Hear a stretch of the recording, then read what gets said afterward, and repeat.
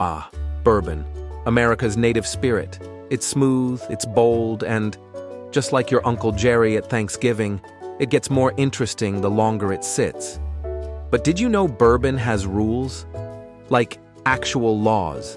That's right. This isn't some moonshine operation in your cousin's backyard. Bourbon must follow strict regulations to earn its name. Rule number 1, it has to be made in the USA, not just Kentucky, though they do make 95% of it, but anywhere in the States. Sorry, Canada, you have maple syrup. Rule 2, at least 51% corn in the mash. That's what gives bourbon its signature sweetness.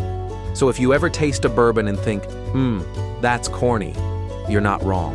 Rule 3, it has to be aged in new, charred oak barrels.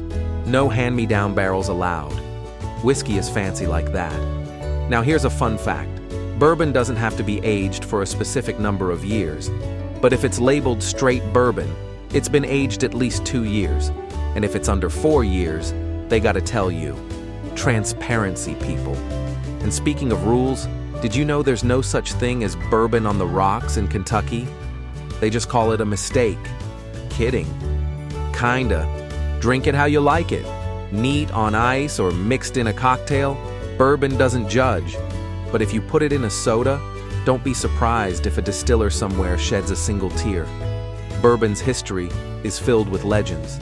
Some say Elijah Craig, a preacher, accidentally invented bourbon by charring barrels. Others say it just kinda happened. Either way, we're grateful. So there you have it.